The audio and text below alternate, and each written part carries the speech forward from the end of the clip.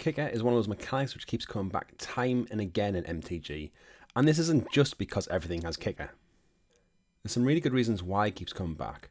Not only is it an ability which works really flavourfully, i.e. you put more mana into your spell and you get more out, but it's also a really good way to scale your cards in both the early and the late game. So your spells get more powerful the later in the game that it is, and it's more able to keep up with the board state which is currently in play. It's particularly amazing in Limited when games tend to go on for longer than most constructed games. Also, in a set with Kicker, you and your opponents are going to have a lot of cards with Kicker in them, and it really affects the way that the game plays. But how exactly does Kicker work? Let's take a look at some of the history behind it. However, before we do that, if you're enjoying the video, a like and a subscribe is obviously always appreciated, especially as I'm chasing that 1k subscriber point at this point. So what is Kicker? Cards with Kicker have an additional cost in the rules text. This additional cost, or the Kicker cost, may be paid when you cast a spell. If you do pay this cost, you get an enhanced or even an additional effect. For example, with Field Research, it's essentially a divination, 3 mana, draw 2 cards, but if you pay the extra 3 mana, you get to draw 3 cards instead of 2.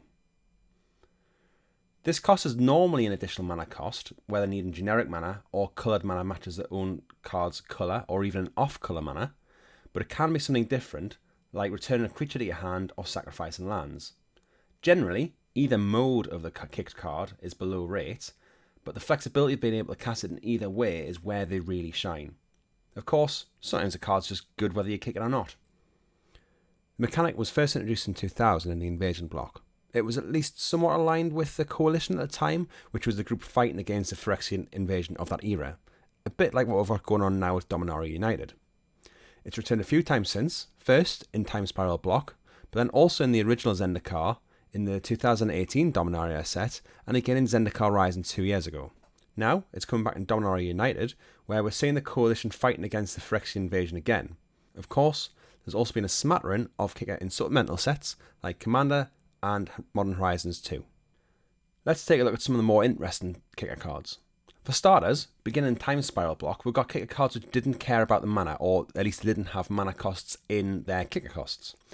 Cards such as Goblin Barrage, which was from Dominaria in 2018, requires you to sacrifice a goblin as you cast it, or Arctic Merfolk requires you to bounce the creature you control back to your hand if you want to cast them with a Kicker cost.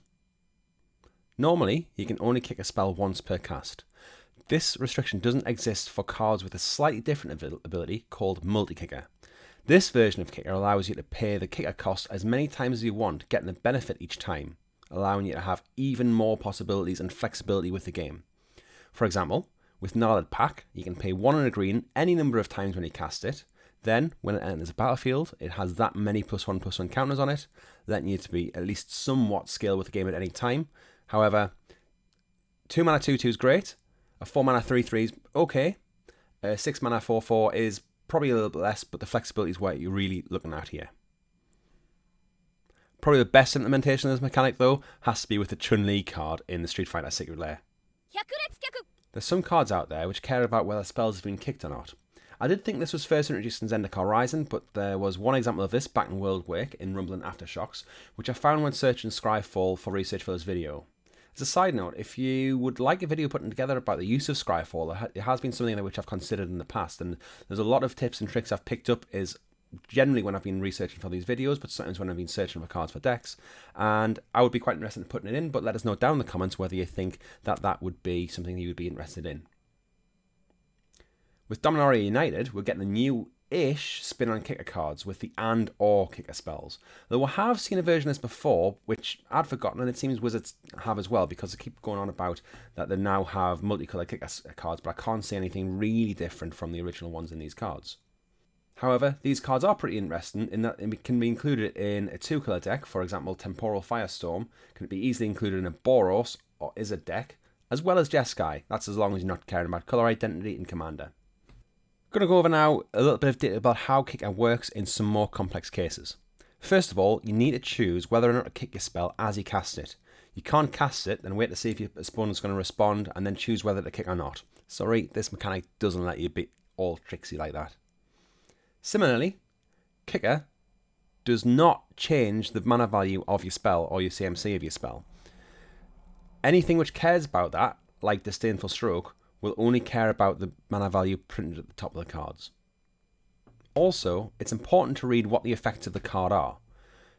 Often, kicking will give you an additional effect, such as your creature will come in with +1/+1 counters on it if it's been kicked, or you gain some life when you cast that spell.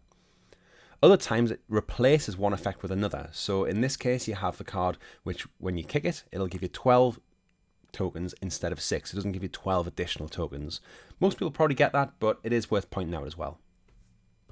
Finally, if you kick a permanent spell, then flicker it somehow, it won't trigger its kicker bonus on entry again because you're not casting it. Also, you don't get a chance to kick the spell when it enters the battlefield again, because you can only kick a spell as you're casting it.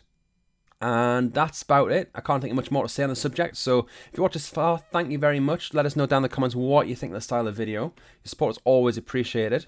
If you're quick, you'll be able to use one of the on-screen codes or some Arena free packs. At the time of recording, I haven't actually picked out which codes I'm going to be putting on the screen, but I'm sure there will be something good at least. And don't forget Dominaria Remastered pre-release, and the draft guide will be coming out in the next week or so, I hope. So make sure you subscribe to the channel and turn on the notifications so you're told about that. Hopefully I'll also get invited to the streamer event on Twitch, which will probably be on the 30th to the 31st of August. Haven't had an invite yet, but I'm just guessing that's when it's going to be. And I am past left drafts on Twitch as well. Anyway, thanks again for watching, and make sure to join us for the Dominaria United hype. Bye.